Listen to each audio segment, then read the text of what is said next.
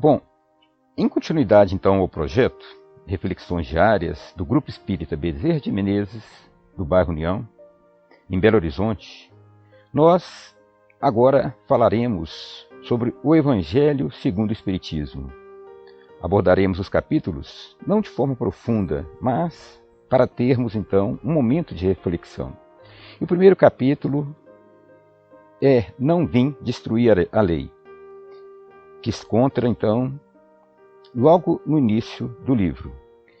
Neste capítulo, Kardec aborda sobre as três revelações que nós tivemos: Moisés, o Cristo e o Espiritismo, nos mostrando então qual que é a importância de cada uma e qual que é o papel do Espiritismo dentro do mundo atual. A primeira revelação nos foi dada por Deus através de Moisés.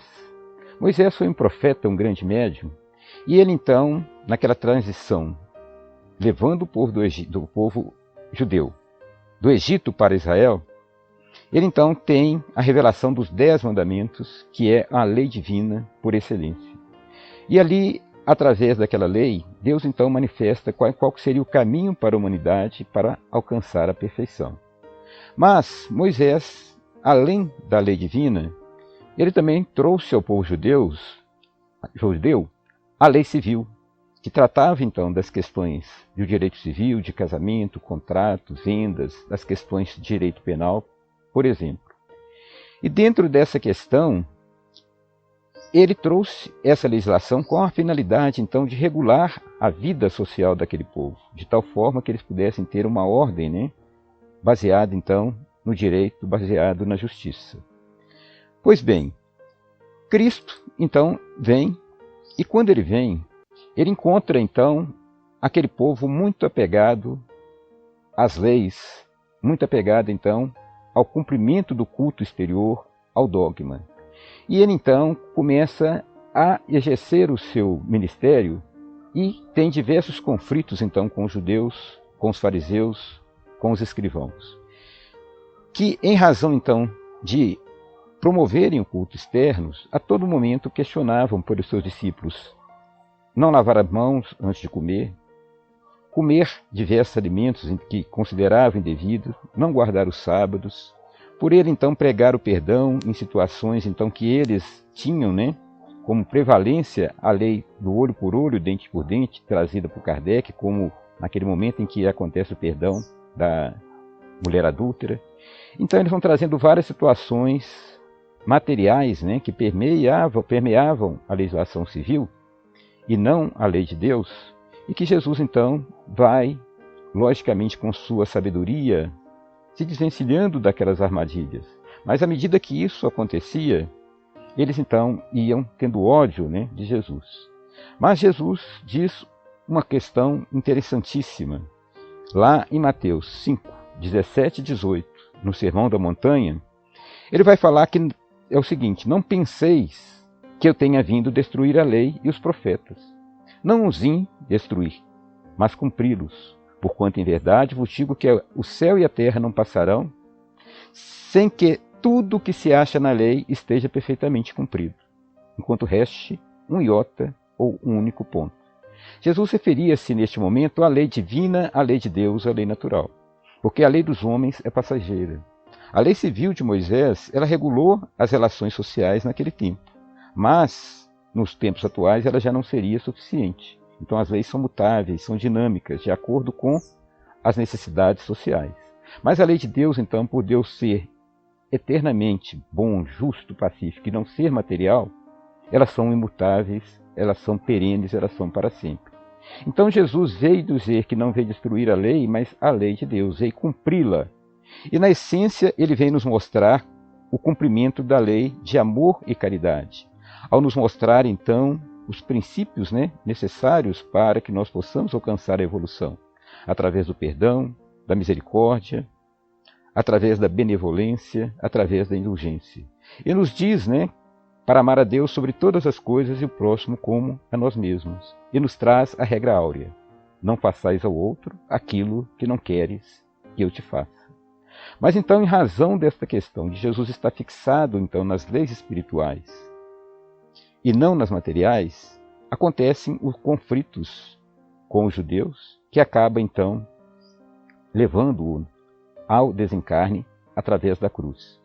Mas antes então que isso aconteça, logo naquela preparação final dos discípulos para a sua desencarnação, ele vem nos dar a esperança, né, do Consolador prometido que nos é dado através do Espiritismo. Então, em João 14, 16, 17, Jesus fala aos discípulos: "E eu rogarei ao Pai, e ele vos dará outro Consolador, para que fique convosco para sempre." Qual outro Consolador? O Consolador prometido. Porque Jesus era o Consolador por excelência. Então, como ele está partindo, ele então promete um novo Consolador, que é o Espírito de verdade, que o mundo não pode receber, porque não vê nem o conhece. Mas vós o conheceis, porque habita convosco e estará em vós. Esse Espírito de verdade, então, quando do advento do Espiritismo, através de Kardec, ele vai fazer uma conexão de uma pleiade de espíritos no plano espiritual que vão se manifestar. E Kardec, no plano material, irá coordenar, então, uma grande equipe de médiuns em várias cidades, em vários pontos diferentes. De tal forma, né, que o grande diferencial do advento do Consolador prometido através da doutrina espírita é que a mensagem ela não vem através de um espírito só ou através de um médium, mas de uma equipe de espíritos coordenada pelo Espírito de Verdade e de uma equipe de médiuns que nem se conheciam, que estavam em várias cidades diferentes, mais de 1000 pontos diferentes, que recebiam perguntas de Kardec e as respondiam sem ter conhecimento do que o outro fazia. Quando Kardec então recebia de volta aquelas perguntas, ele as analisava e então ele estratificava e classificava de acordo, né, com aquilo que ele julgava necessário. Isso então é uma garantia de que não houvesse ali a intervenção do médium que pudesse levar a uma desqualificação da resposta, ou que houvesse o risco daquela resposta ser dada apenas por um único espírito, que poderia ser um espírito de qualidade inferior, um pseudo-sábio. Então Jesus, né, e ainda em João 14, 26, ele continua a dizer que aquele Consolador, o Espírito Santo, que o Pai enviará em seu nome, esse vos ensinará todas as coisas e vos fará lembrar de tudo quanto vos tenho dito. Então o Espírito Santo representa essa pleiade de espíritos superiores, que vem então nos ensinar justamente porque o Cristo ainda não tinha oportunidade ou não nos ensinou todas as coisas, porque nós não estávamos preparados psicologicamente, intelectualmente para receber os seus ensinamentos. Então vem-nos esse Consolador nos ensinar, nos trazer novos ensinamentos e também nos lembrar aquilo que o Cristo tinha nos trazido. E em João 15, 26, ele nos fala que quando vier o Consolador, que eu da parte de meu Pai vos hei de enviar, aquele Espírito de verdade que procede do Pai, ele testificará de mim. Então, através dessa revelação do Espiritismo, nos vem mostrar de forma clara a imortalidade da alma, a vida futura, vem nos mostrar então o plano espiritual, vem nos mostrar então a existência de vida em vários mundos, de tal forma, né, que através da demonstração do espírito da evolução, da ação e reação, nós temos então de forma bem clara quais são as nossas obrigações, qual o nosso destino, vamos saber de onde viemos, para onde vamos, qual é o procedimento que devemos adotar. Tudo isso então testificado de forma clara através do Evangelho, através então da explicação das diversas passagens que o Cristo nos trouxe, que vêm nos ser clareadas pelo Consolador prometido. Ainda em João 16, de 12 a 14, Jesus fala: ainda tenho muito que vos dizer, mas vós não o podeis suportar agora. Mas quando vier aquele Espírito de verdade, ele vos guiará em toda a verdade, porque não falará de si mesmo, mas dirá tudo o que tiver ouvido e vos anunciará o que há de vir. Ele glorificará porque há de receber do que é meu, e vou-lo há de anunciar. Então, conforme dissemos, ele vem então completar e trazer então novas revelações que nos são passadas pelo Cristo, né, através do Espiritismo através do Consolador prometido, dessa pleiade de espíritos coordenadas pelo Espírito de Verdade. Então é a grande oportunidade que é dada à humanidade neste momento de transição planetária para que nós possamos então retificar o nosso caminho. Então, a respeito disso, vem um espírito do Fenelon, neste capítulo, então, nos falar sobre a nova era, sobre essa transição e essa oportunidade que temos de trabalho para que nós possamos, então, angariar o novo mundo. Ele vai nos falar que o reino do Cristo, passados que são 18 séculos, e apesar do sangue de tantos mártires, ainda não veio. Cristãos, voltai para o Mestre, que vos quer salvar. Tudo é fácil àquele que crê e ama. O amor o enche de inefável alegria.